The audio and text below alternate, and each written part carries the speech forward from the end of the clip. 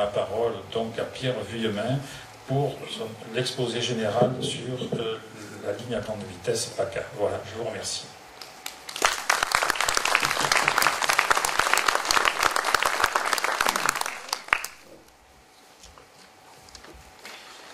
Oui, bonsoir. L'objectif dans cette présentation générale est une mise à niveau de vous tous au titre des informations que l'on a pu collecter depuis plusieurs mois, voire pour certains plusieurs années. Cette mise à niveau est importante parce qu'on constate de plus en plus qu'il y a des écarts énormes, colossaux, dans les informations reçues ou perçues par les uns et les autres.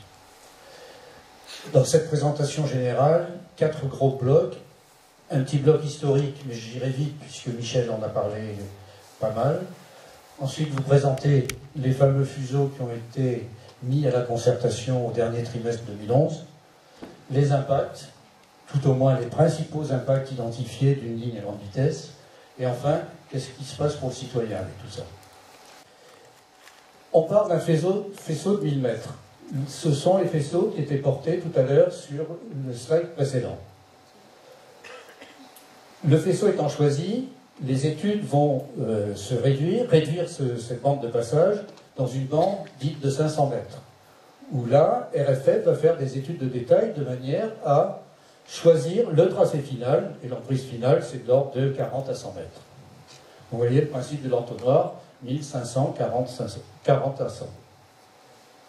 Et voilà une coupe pour illustrer ceci. Parce que parfois on entend dire, mais finalement, une ligne LGV, ça ne prend pas grand-chose. C'est pas vrai, ça peut prendre jusqu'à 100 mètres en tête. Alors en tunnel, c'est vrai que ça ne prend pas grand-chose. Les chantiers, ce sont des chantiers de travaux publics assez énormes, très similaires à un chantier d'autoroute. Ce sont des millions et des millions de mètres cubes, de caillasses, de cailloux, tout ce que vous voulez, qui sont manipulés. Mais c'est assez énorme, c'est long, et c'est très perturbant, pour ne pas dire polluant, en termes de bruit, de poussière et de trafic. Je ne parle pas de paysage, bien sûr, on en parlera après. Voilà un exemple d'ouvrage d'art. Autre impact sur la géologie, l'hydrogéologie. Nous sommes dans une région karstique qui est un peu similaire à un gruyère. C'est plein de trous en dessous de pieds. Ce sont des roches avec des cavités, des réserves d'eau potables, parfois pour l'alimentation humaine, bien sûr. Et aujourd'hui, on peut dire que RFF n'a pas encore pris en compte, ces problèmes-là. On verra tout à l'heure qu'ils sont sans doute en train de le faire. Mais pour l'instant, ce n'est pas pris en compte. Mais néanmoins, on choisit ou on propose des tracés, des fuseaux, et on annonce des coûts. Et nous organisons le 30 mai prochain à Sainte-Anne-d'Evnos une réunion publique aussi, où nous aurons des experts géologues qui pourront faire des exposés beaucoup plus précis et beaucoup plus pertinents que ce que je peux vous dire.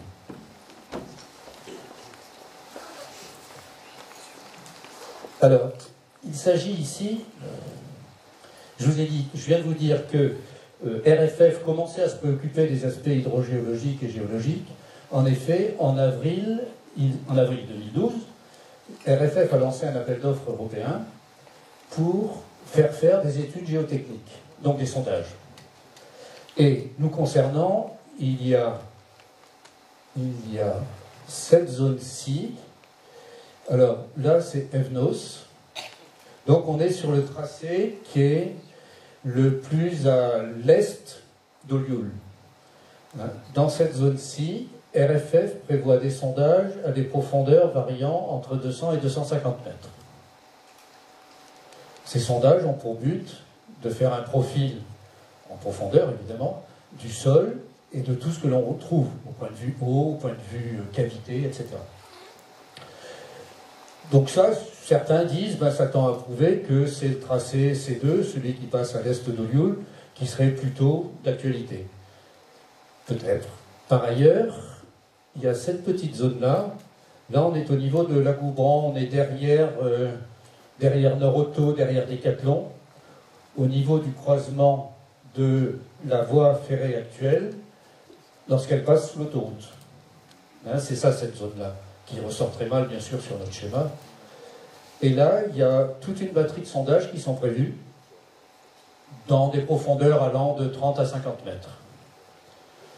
Ça peut laisser supposer que les autres tracés qu'on a vus tout à l'heure, qui passent par la Seine et qui rejoignent Toulon, sont encore d'actualité, sinon on ne fait peut-être pas de sondage par là. Ça peut aussi laisser supposer qu'on travaille sur de nouvelles lignes TER, on n'en sait rien. Mais ce qu'il y a de sûr, c'est qu'il y a des choses qui se passent. À l'est de Toulon, excusez-moi, à l'est de Toulon, une autre zone de sondage au niveau de la gare. Ça pourrait être la sortie du tunnel, mais ça peut être autre chose, on n'en sait rien. Ce qu'il y a de sûr, c'est qu'ils travaillent. Et donc là, je ne vous présente que ce qui est autour de Toulon, mais les sondages, il y en a aussi du côté d'Aubagne, et il y en a aussi du côté de Nice. Hein. Je veux dire, c'est toute la ligne qui est concernée. Un autre impact extrêmement important, c'est le bruit provoqué par un train à grande vitesse. Sur la droite, vous avez une échelle de bruit. Bon, un T bleu, c'est un TGV. Il monte à 95 dB, mais par contre, pendant une période de temps relativement faible, parce qu'il passe vite. D'accord? Ensuite, vous avez un corail, c'est le tracé vert.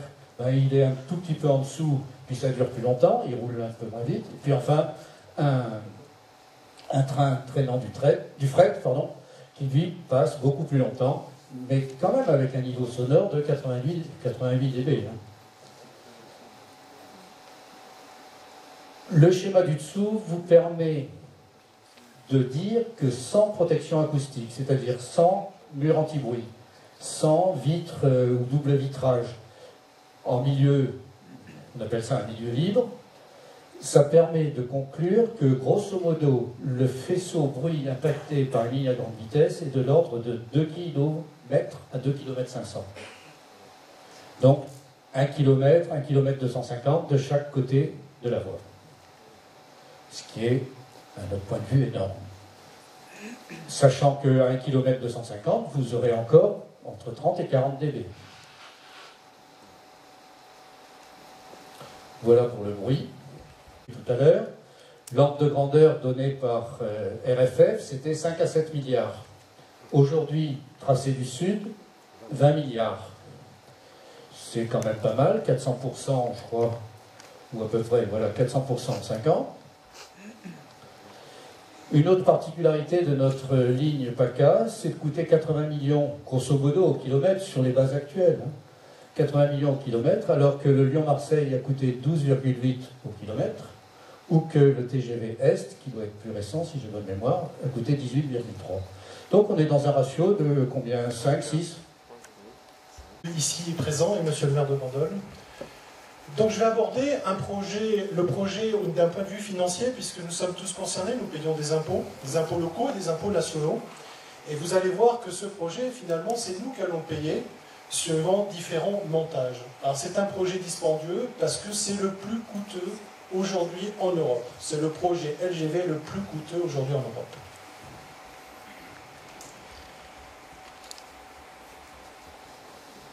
Alors, nous avons interviewé par une équipe de journalistes monsieur Jean-Michel Charrier, qui est donc le chef de projet pour le réseau ferré de France de la LGV PACA. Et il était acculé dans la conversation, et le journaliste lui a posé une question, mais à quel coût? Il a répondu à n'importe quel prix. Donc vous voyez que finalement, on doit arriver à faire cette ligne LGV, quel qu'en soit le coût. Sauf que le coût, c'est nous qui allons payer, et là, ça nous regarde.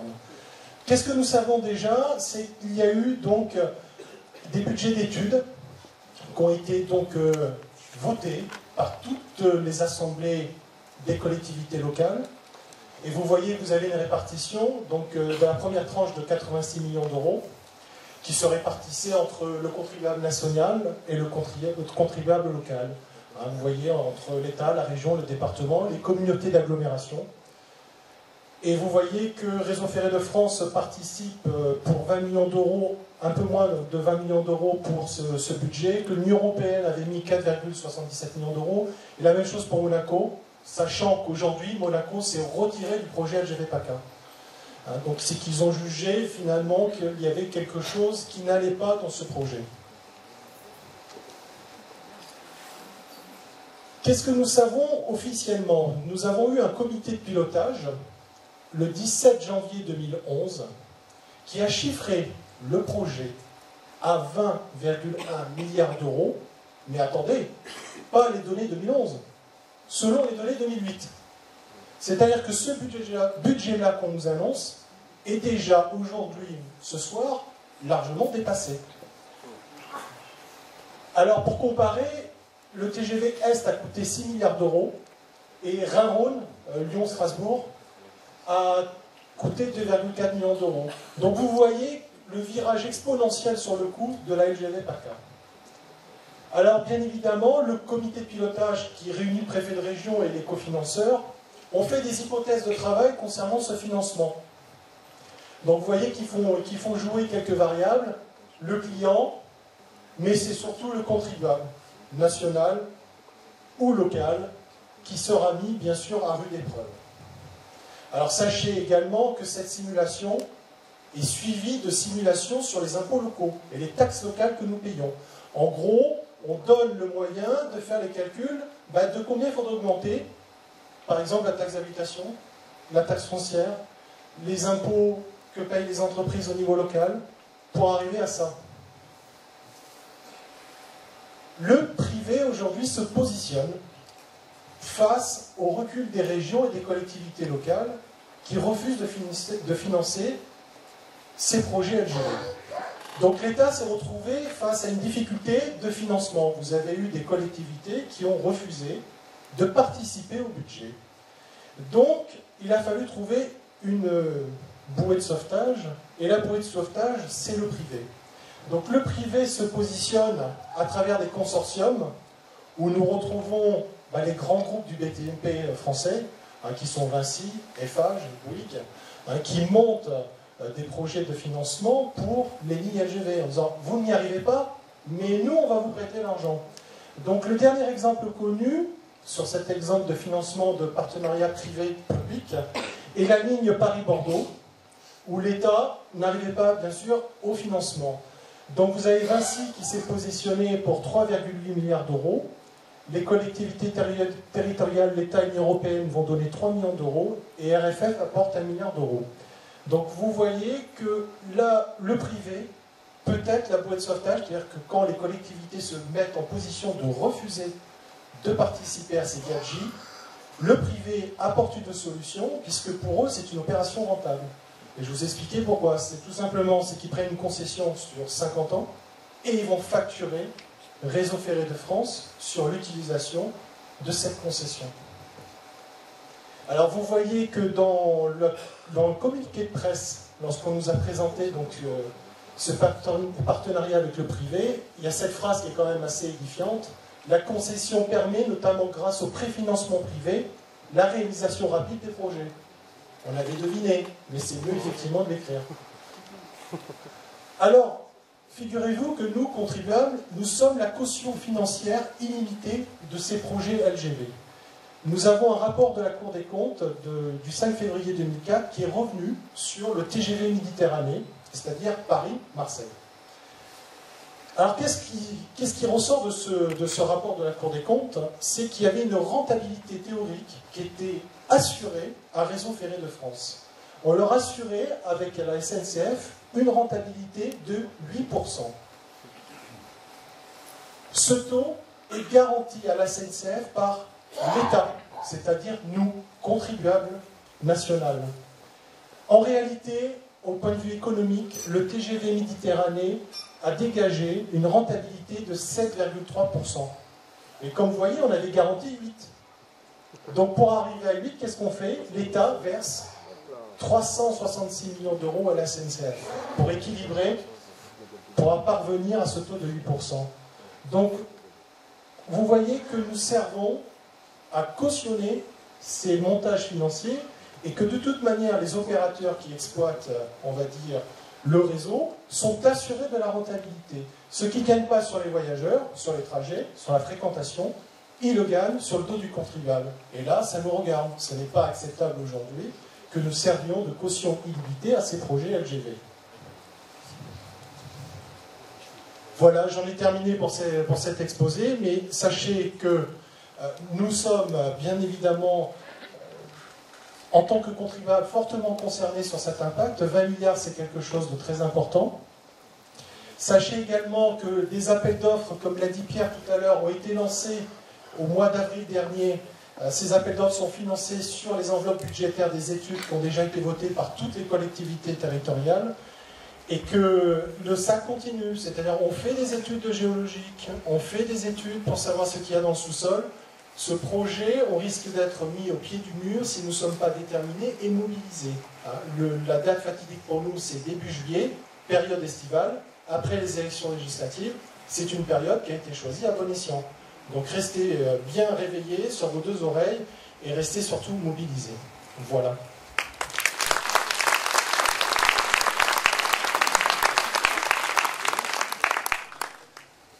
Mesdames, Messieurs, bonjour. Comme l'a dit Michel Liotto dans son introduction, c'est la première fois qu'est présenté l'exposé sur le champ électromagnétique. Par un bandolé.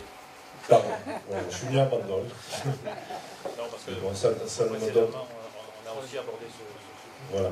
Donc c'est la première fois qu'est présenté le sujet sur les champs électromagnétiques produits par les TGV et leur incidence sur les individus. Je suis, comme le disait aussi Jean-Michel, Liotto, spécialiste en hyperfréquence. J'ai étudié pendant 17 ans dans un centre de recherche sur la propagation électromagnétique au-dessus de la surface de la mer. Donc je change un peu de cadre, d'autant plus que je travaille en hyperfréquence. Là, on est dans les fréquences extrêmement basses, c'est-à-dire entre 30 et 300 Hz, parce que le TGV est alimenté à 50 Hz. Donc, l'introduction, c'est fait. Alors, qu'est-ce qu'un champ électromagnétique? Un champ électromagnétique, c'est la composition d'un champ électrique et d'un champ magnétique. Le champ électrique est produit par une différence de potentiel, est proportionnel à une différence de potentiel. Le champ magnétique est proportionnel à l'intensité du courant. Donc, pour qu'il y ait un champ magnétique, il faut qu'il y ait un courant. Sur la classification, donc face à ce risque, le principe de précaution doit jouer afin de ne pas reproduire la crise sanitaire que nous avons connue par le passé avec l'amiante, le sang contaminé, le SB, enfin la vache folle. Et dans notre cas, appliquer ce principe de précaution nous conduit à une seule alternative, c'est interdire toute construction de chaque côté de la voie ferrée, à 100 mètres de chaque côté de la voie ferrée, c'est-à-dire avoir un couloir de 200 mètres le long d'une voie ferrée où il n'existe aucune construction. Parce qu'à 100 mètres de chaque côté, c'est potentiellement dangereux. Enfin, moi je dis plus potentiellement, c'est dangereux. Donc l'alternative, où on ne construit pas 100 mètres autour, où on interdit le TGV de passer dans les lieux urbanisés. Et une chose que je tiens à préciser, c'est que dans mon expérience professionnelle, j'ai eu de nombreux collègues qui ont été atteints de maladies provoquées par des champs électromagnétiques, maladies qui n'ont pas été reconnues comme maladies professionnelles, parce que là aussi, on n'arrive pas à faire un lien de causalité entre la réception d'un champ électromagnétique et la maladie qui est développée 15 ans après. Aujourd'hui, personne ne le fait, et en France, on est particulièrement réticent à admettre ce danger. Contrairement à la Suède, qui depuis 2000 applique le principe de précaution, c'est-à-dire un champ électromagnétique supérieur à 0,2 microtesla, mais on ne doit pas avoir d'école, on ne doit pas avoir d'habitation. C'est aussi vrai aux États-Unis, où en 1995, un rapport préconisait 0,2 microtesla maximum. C'est aussi vrai dans d'autres pays. Bon, merci à tous. Donc maintenant, nous allons donner la parole donc, à Marc Fressoz, journaliste spécialiste des questions du ferroviaire, pour les personnes qui sont arrivées après l'introduction, et qui va nous parler donc des questions de LGV et de coût de l'LGV. Je lui passe la parole. Je vais rester là. Oui, bonsoir. Alors après la catastrophe électromagnétique, je vais vous parler de la catastrophe financière. Enfin, je vais vous parler du sujet du livre que j'ai écrit, qui est sorti à l'occasion des 30 ans du TGV. C'était enfin, le TGV a été lancé en septembre 80. Donc voilà, donc, le titre peut paraître un peu paradoxal puisque le livre s'appelle « Faillite à grande vitesse ». C'est-à-dire que j'associe la notion de grande vitesse à l'idée de faillite, alors que dans l'esprit de beaucoup de gens, le TGV c'est une réussite, c'est un succès technologique, c'est un vrai succès technologique, c'est un succès commercial puisque il y a beaucoup de monde dans le TGV, mais c'est comme toute chose, il faut de la modération. Donc le propos du livre, c'est pas de dire que le TGV c'est pas bien, c'est de dire que des TGV, quelques lignes TGV c'est bien, mais vouloir construire à marche forcée des milliers de 2000 km supplémentaires de lignes TGV, comme le Grenelle de l'environnement l'a programmé, c'est une folie complète. Sauf qu'aujourd'hui, il y a un principe de réalité, il y a la dette qui est considérable, enfin, pas seulement la dette de RFF, mais la dette de l'État. Et je pense qu'on va revenir à la réalité. Alors, ça ne veut pas dire qu'il faut vous démobiliser et que le TGV PACA va être enterré. Il y a deux choses qu'il faut voir. Il y a la logique financière et politique, c'est que aujourd'hui, le gouvernement, le président et le gouvernement qui sont de gauche, ils n'ont pas intérêt à faire un TGV qui va desservir des villes d'élus de PACA qui sont de droite. Donc je pense que ce n'est pas la priorité. Donc, pour ces raisons bassement politiques, ensuite il y a la dette. Donc je pense que, voilà, mais dans l'esprit de l'administration, c'est-à-dire des ingénieurs, ce TGV se fera.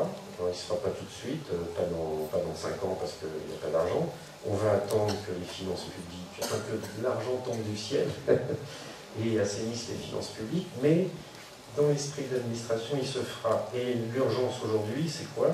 C'est de fixer les fuseaux, c'est-à-dire de réserver le foncier, c'est-à-dire ce qu'ils veulent faire là, c'est-à-dire se mettre d'accord sur l'endroit où passera le TGV dans 30, 40 ou 50 ans, de manière à geler les terrains pour qu'il n'y ait pas de construction qui arrive dessus, pour ne pas bloquer le train, enfin bloquer le passage de la ligne dans 10, 20, 30 ans. Donc c'est pour ça qu'il faut faire attention, rester mobilisé et pas vous endormir. Voilà, mais bon, je pense que donc, cette démonstration-là, elle montre qu'on est dans une folie complète, qu'on a été dans la folie du tout TGV, que c'est irraisonnable, que le TGV, ça touche une minorité de voyageurs, que des mouvements quand même aujourd'hui qui disent il faut être avoir un peu moins l'esprit Versailles, c'est-à-dire l'esprit français qui claque l'argent, qui fait des trucs somptuaires, et peut-être être un peu suisse, c'est-à-dire faire améliorer les choses existantes avec pas trop d'argent, et puis surtout que ça serve aux gens. Voilà. Ce sera ma conclusion. J'ai un peu dépassé. Merci. Je propose tard, donc nous avons aussi préparé un buffet pour poursuivre les échanges, mais on peut peut-être prendre 2 ou 3 questions dans la salle. En tout cas, un grand merci pour cet exposé, je crois, qui a remis les choses en place. Donc, quelqu'un veut-il poser une première question?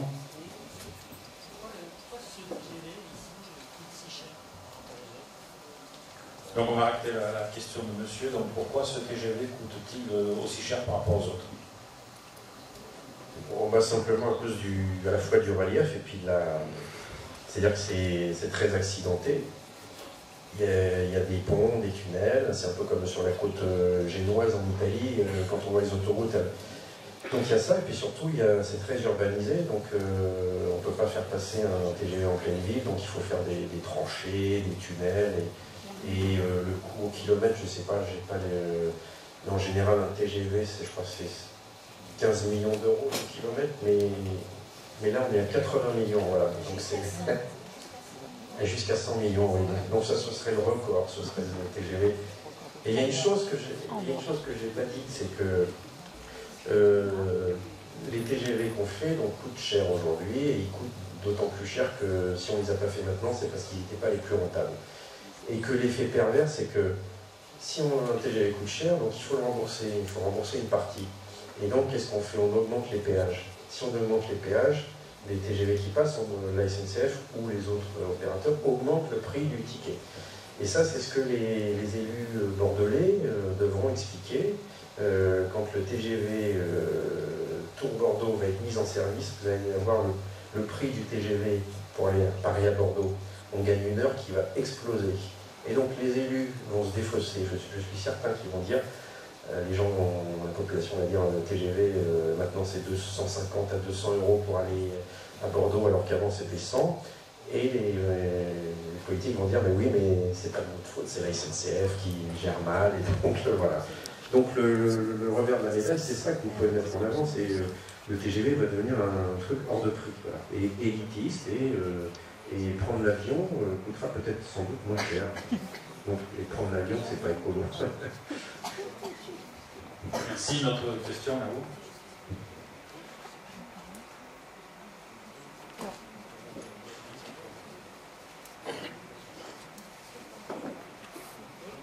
Je voudrais juste rajouter à tout ce qui a été dit que ce TGV est un symptôme d'une certaine philosophie en termes d'aménagement du territoire, un outil au service de cette philosophie, c'est-à-dire on va structurer tout le territoire à partir des métropoles, sans faire attention plus du tout aux territoires alentours et aux autres types de territoires. Et à partir du moment où on structure toute la France seulement à partir des métropoles, ce TGV devient logique, cohérent, nécessaire. C'est un métro. C'est un métro aérien, mais c'est un métro dont les stations seront les métropoles. Merci pour cette intervention. Une autre question dans la salle?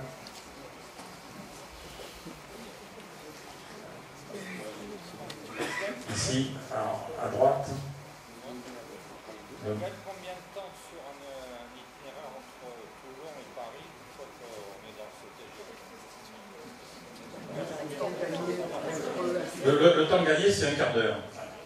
Donc sur Toulon-Paris.